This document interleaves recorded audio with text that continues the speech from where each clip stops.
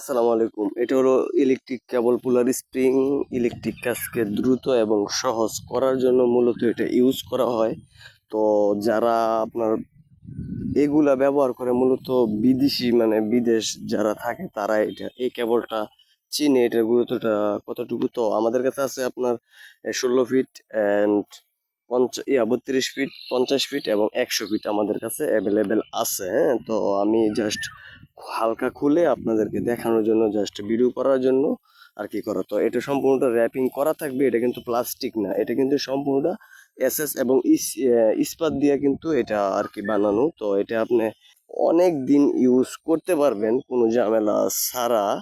তবে আপনার এগুলা আপনার প্লাস্টিক যেগুলো আছে প্লাস্টিকগুলা কিন্তু দ্রুত নষ্ট হয়ে যায়, কারণ প্লাস্টিকগুলো যখন সুইচ বোর্ডে ঘষা লাগে তখন দেখা যায় প্লাস্টিকের ইনসুলেশন রিমুভ বা ইনসুলেশন উঠে গেলে তখন কিন্তু এটা দিয়ে আর কাজ করা যায় না। বাট আর ইস্পাত আর স্টিল দিয়ে যেটা তৈরি করা, এটা আপনি দীর্ঘদিন ব্যবহার করতে পারবেন।